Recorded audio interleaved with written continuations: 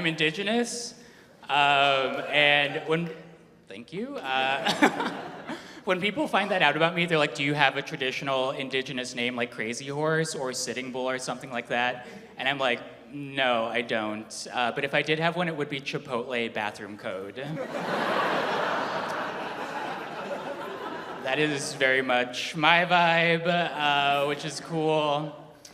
I'm Asian passing though, which means that like everybody assumes that I'm Asian, you know, like my family included. It's great, I love it. One time I was at IHOP just like eating pancakes by myself, as you do like when you go to IHOP. And the waitress taps me on the shoulder and she's like, hey, this guy over here paid for your meal. And I looked over to see who it was, and it was just like an older white man who was wearing a hat that said Vietnam War on it.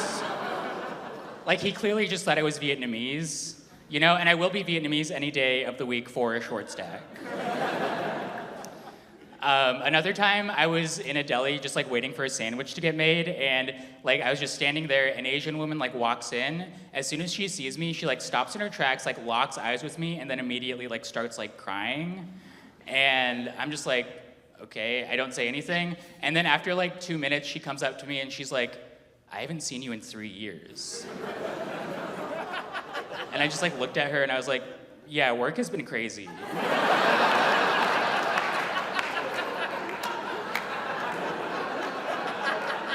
Like, I don't know if you remember this, but you do owe me $20.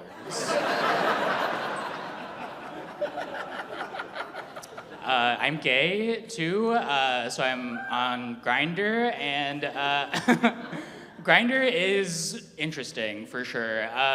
When you're on Grindr, you get to like select your like subgenre of gays that you feel like you identify as. You know, it's like, are you a twink? Are you a bear?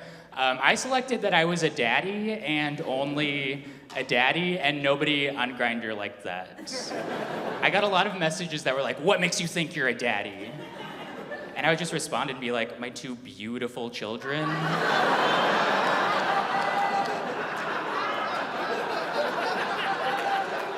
Samantha and Charles. I think it's funny when people criticize how unrealistic porn is, you know? I think it's funny when like somebody watches porn and they're just like, she could never afford that home on a substitute teacher's salary.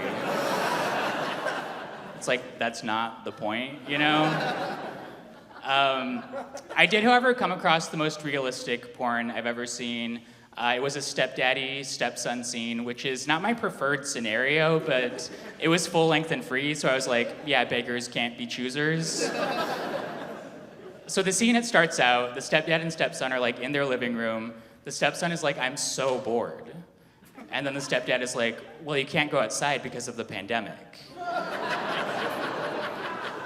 And I'm like, oh, this is a period piece. Like, the stakes in a stepdaddy-stepson scene have never been higher. So then the stepdad is like, well, what do you want to do? Do you want to play, like, poker or something? And then the stepson is like, I hate poker. And then the stepdad is like, well, we can make it interesting. We can play strip poker.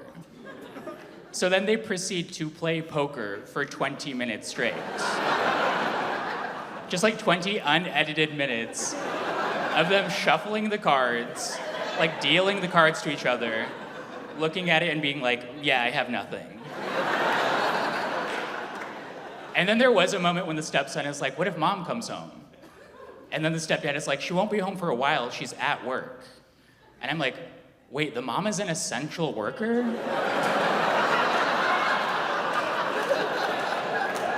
You know, I take out my pots and pans and start like banging them in solidarity.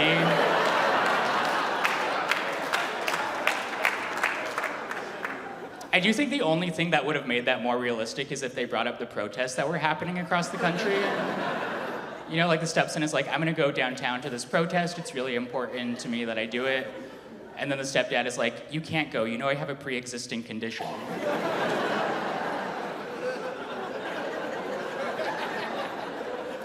And then the stepson is like, I knew you would say that. I saw you posted a black square. You think that does anything? And then the stepdad is like, well, I also donated. And then the stepson is like, really, a one-time payment or recurring? And the stepdad is like, one time.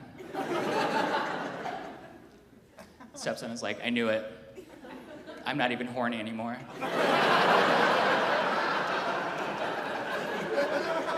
The stepdad is like, I'm not even horny anymore. And I'm watching it like, yeah, neither am I. I'm actually gonna go volunteer.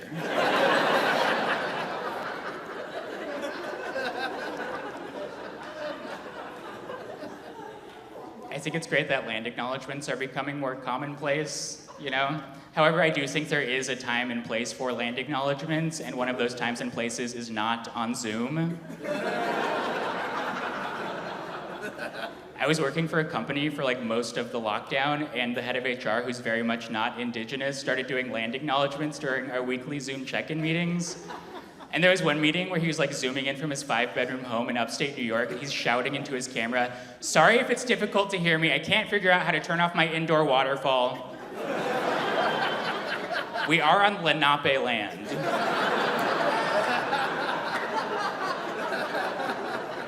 I feel like land acknowledgements are gonna get co-opted by corporations very much like gay pride. I'm dreading the day that I walk into like a Warby Parker and there's like a huge banner and it's just like, we're on stolen land. And then right below that it's like, you know what else is a steal? 2 frames for $49.